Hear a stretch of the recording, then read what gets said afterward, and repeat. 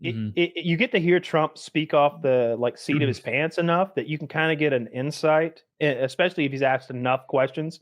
He said something the other day. He said, we don't want to get over our skis on this. I was like, I've never heard you use like an analogy like that before, but like an idiom. An idiom, rather. Yeah. I've never heard him do that. And I was like, maybe he is more with it than anybody gives him credit for. Like he seems like he's really on top of this topic. Every now and then they'll ask him about something, and he's like, huh? Oh my God, there was a reporter the other day with an accent. He couldn't, an Indian guy.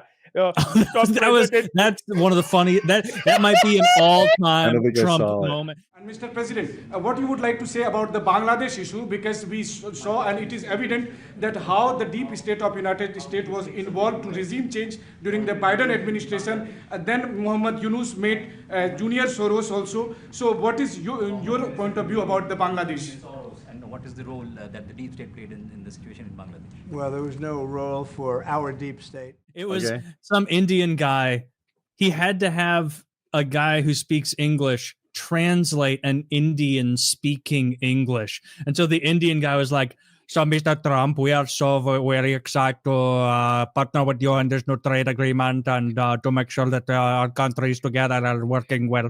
And then Trump's like waiting. And then some English guy's like, Mr. Trump, we're incredibly excited to begin our endeavor into this trade agreement. And then Trump's like, I can't understand what this guy's saying. Can someone Dude, it's hilarious. There's a YouTube video where these people are like Afghani or something like that.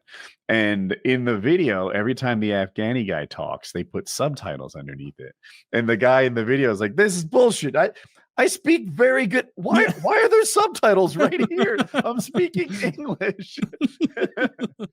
In that context, I'd like to ask you a question about, in last few years, we have seen several groups in the US raising anti-India voice, calling about separation, terrorism activities in India. Do you think that should continue here in the US as well? You're going to have to go louder. Mr. President, people in India would be welcoming your decision to extradite Tahabur Rana to... I can't understand a word he's saying. Oh, I was picturing... Khabib? Did we talk about Khabib getting removed from that flight because his English wasn't good enough? I'm not sure if we talked about it. Yeah, he had the same thing. So Khabib's English is broken. It's plenty fine to have a conversation, but he's going to miss the finer details. And they were like, they didn't think he spoke enough English, I guess, to be to assist people in the emergency aisle, and they made him move, and it became a whole controversy.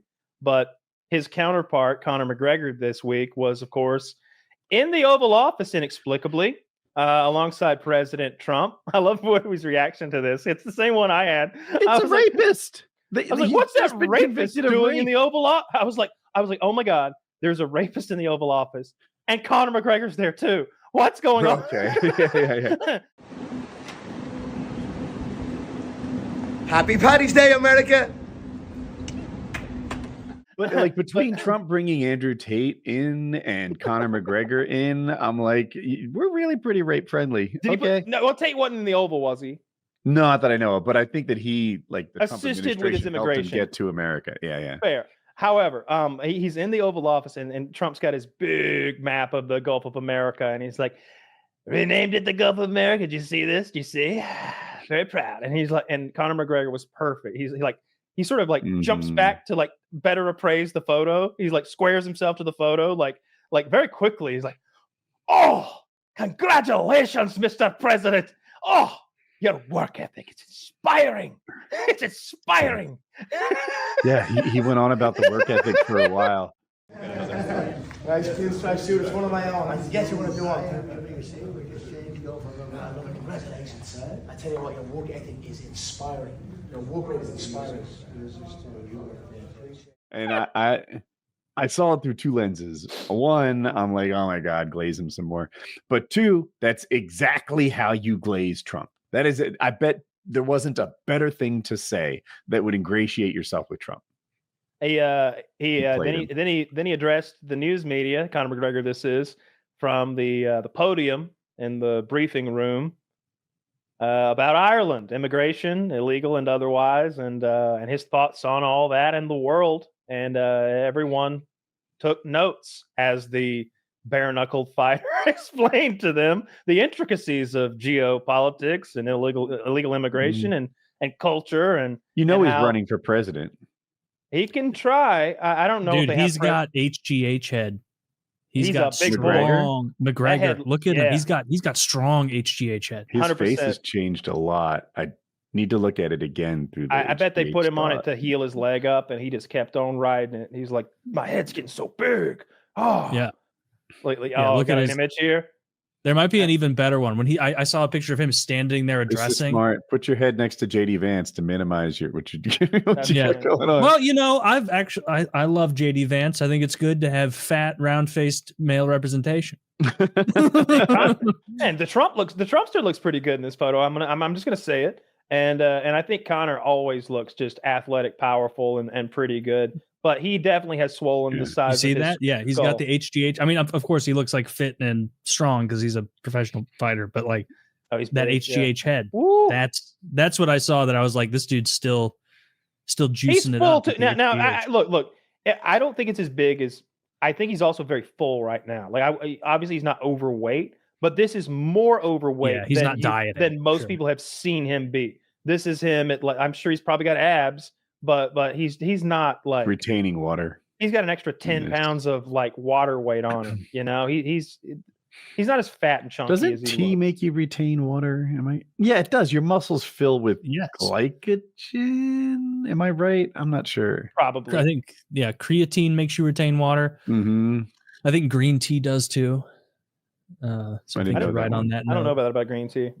Maybe. In any case, though, it was insane to see him there. He is. Was he convicted of rape? It's rather important. He was civilly convicted of rape. He was civilly convicted of something, and it did they do bad. it in a criminal court and it didn't pan out, or did they never do a criminal court? I don't know, and it's Ireland, which makes the little I know about the law change even less. Yeah. Ask your barrister friend. He'll know. Yes, ask your local barrister about this. And we're a little disconnected from Irish legalese, but that it's also seemed like there's been multiple accusations, and he also, you know, it's a bad look. Oh, if I work for the Trump administration, clearly he like is mad at Canada for some petty reason. Like there seems to be a little vitriol there. That hockey so game, dude, of course. I would be his venom guy. I'd be the like, hockey game. Yeah, I bet. Is that not why we're mad at Canada? No, but I would have Trump go after their geese. I would do something petty like that. I would either have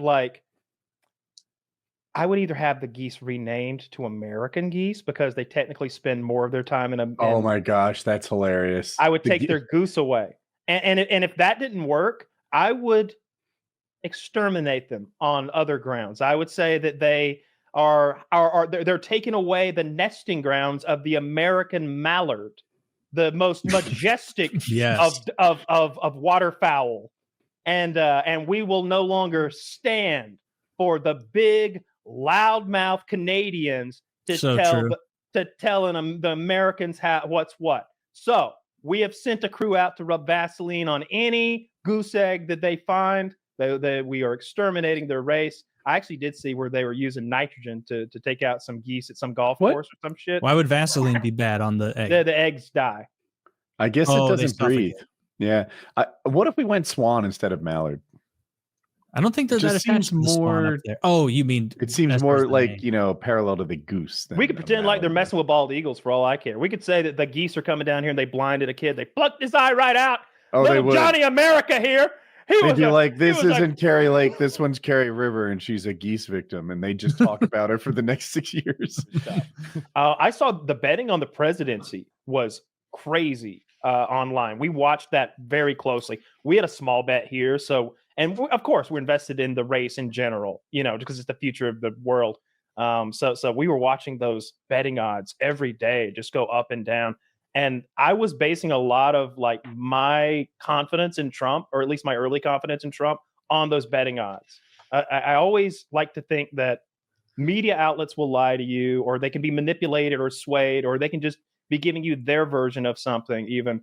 But a gambler will tell you the truth because money's at stake, his money. Yeah. I mean, that's why markets are better than opinions.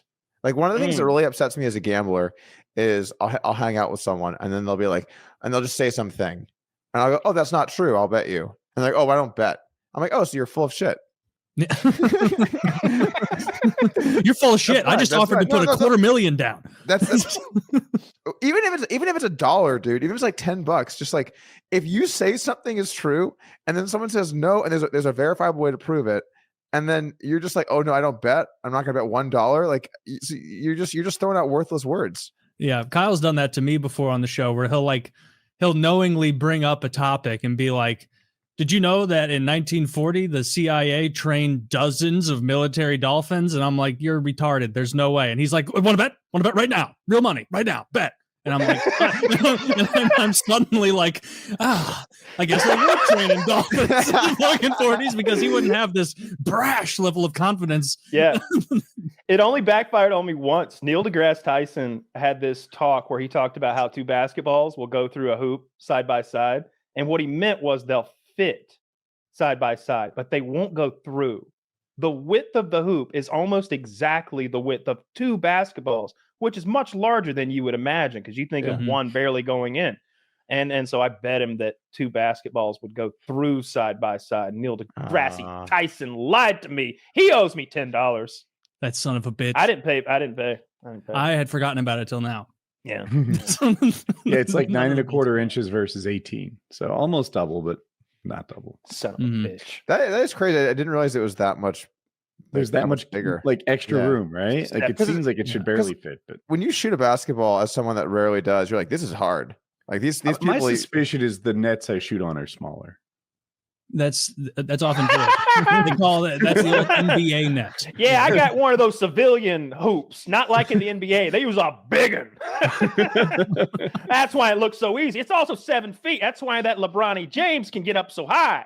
LeBron James.